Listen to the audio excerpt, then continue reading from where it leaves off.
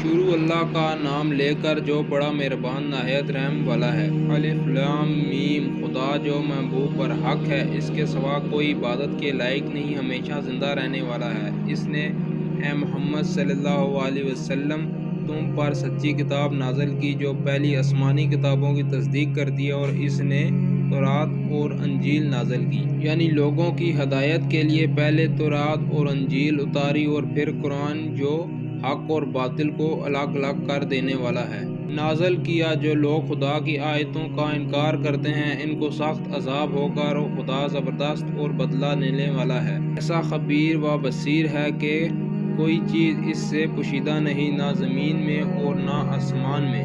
وہی تو ہے جو ماں کے پیٹ میں جیسی چاہتا ہے تمہاری صورتیں بناتا ہے، اس غالب حکمت والے کے سوا کوئی عبادت کے لائق نہیں۔ وہی تو ہے جس نے تم پر کتاب نازل کی جس کے بعض آیتیں حکم ہیں اور وہی اصل کتاب ہے، اور بعض متشابہ ہیں۔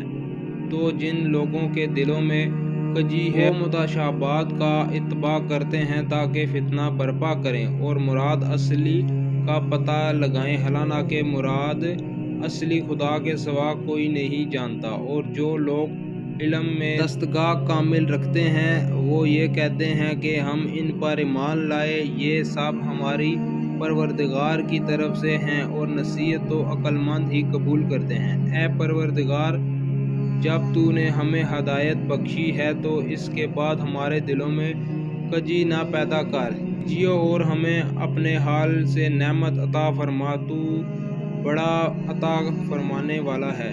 اے پروردگار، تو اس روز جس کے آنے میں کچھ بھی شک نہیں سب لوگوں کو اپنے حضور میں جمع کر لے گا، بے شک خدا خلاف وعدہ نہیں کرتا۔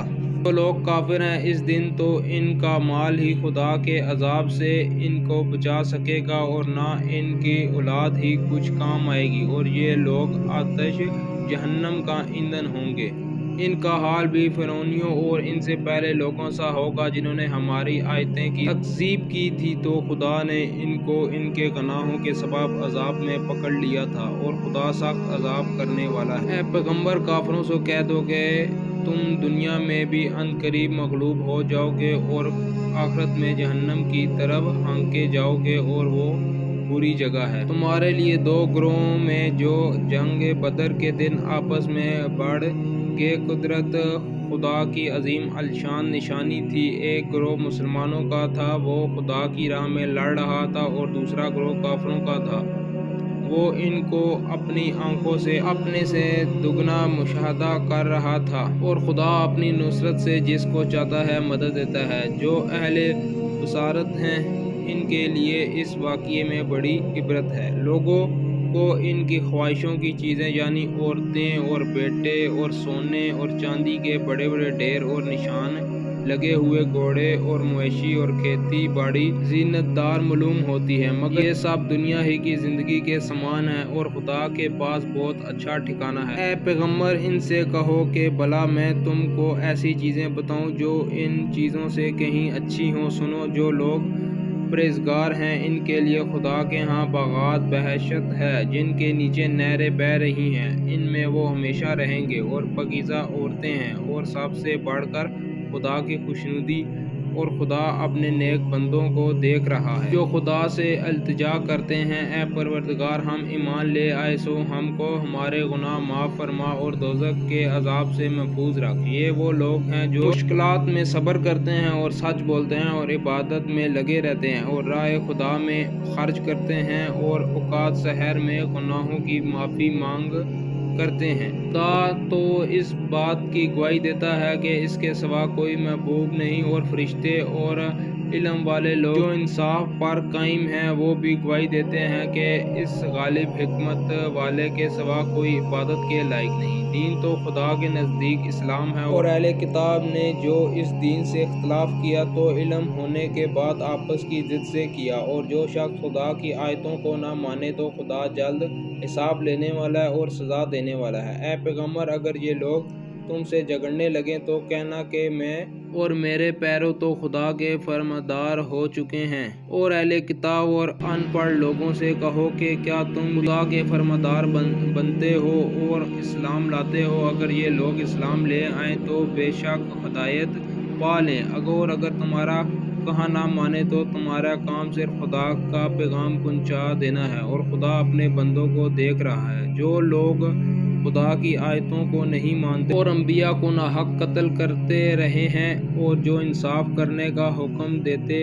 ہیں انہیں بھی مار ڈالتے ہیں، اور ان کو دکھ دینے والے عذاب کی خوشخبری سنا دو۔ یہ ایسے لوگ ہیں جن کے اعمال دنیا اور آخرت دونوں میں برباد ہیں، اور ان کا کوئی مددگار نہیں ہوگا۔ بھلا تم نے ان لوگوں کو نہیں دیکھا جن کو کتاب خدا یعنی توریت سے بہرا دیا گیا، اور وہ اس کتاب اللہ کی طرف بلائے جاتے ہیں تاکہ وہ ان کے تنازعات کا ان میں فیصلہ کر دے، تو ایک فریق ان میں سے قج ادائی کے ساتھ منہ پھیر لیتا ہے۔ یہ اس لیے کہ یہ اس بات کے قائل ہیں کہ دوزخ کی آگ ہمیں چند روز کے سوا چھو ہی نہیں سکے گی، اور جو کچھ یہ دین کے بارے میں بہتان باندھتے رہے ہیں اس نے ان کو دھوکے میں ڈال رکھا ہے۔ تو اس وقت کا کیا حال ہوگا جب ہم ان کو جمع کر دیں گے، یعنی اس روز جس کے آنے میں کچھ بھی شک نہیں، اور ہم نفس اعمال کا پورا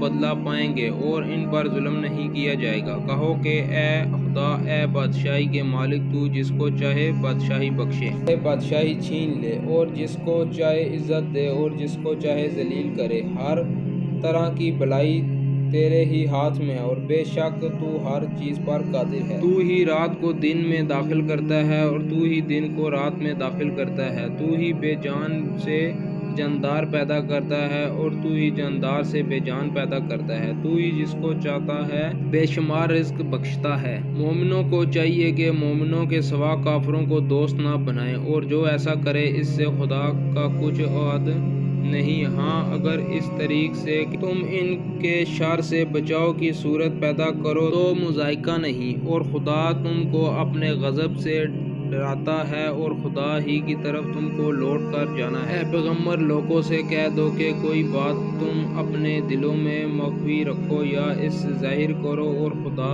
اس کو جانتا ہے، اور جو کچھ آسمانوں میں اور جو کچھ زمین میں ہے اس کو سب کی خبر ہے، اور وہی ہر چیز پر قادر ہے۔ جس دن ہر شخص اپنے اعمال کی نیکی کو موجود پا لے گا اور ان کی برائی کو بھی دیکھ لے گا تو آرزو کرے گا کہ اے کاش اس برائی میں دور کی مسافت ہو جاتی، اور خدا تم کو اپنے غضب سے ڈراتا ہے، اور خدا اپنے بندوں پر نہایت مہربان ہے۔ اے پیغمبر، لوگوں سے کہہ دو کہ اگر تم خدا کو دوست رکھتے ہو تو میری پیروی کرو، خدا بھی تمہیں دوست رکھے گا اور تمہارے گناہ معاف کر دے گا، اور خدا بخشنے والا مہربان ہے۔ کہہ دو کہ خدا اور اس کے رسول کا حکم مانو، اگر نہ مانے تو خدا بھی کافروں کو دوست نہیں رکھتا۔ خدا نے آدم اور نوح اور خاندان ابراہیم اور خاندان عمران کو تمام جہان کے لوگوں میں منتخب فرمایا تھا۔ ان میں سے بعض کی اولاد تھے، اور خدا سننے والا اور جاننے والا ہے۔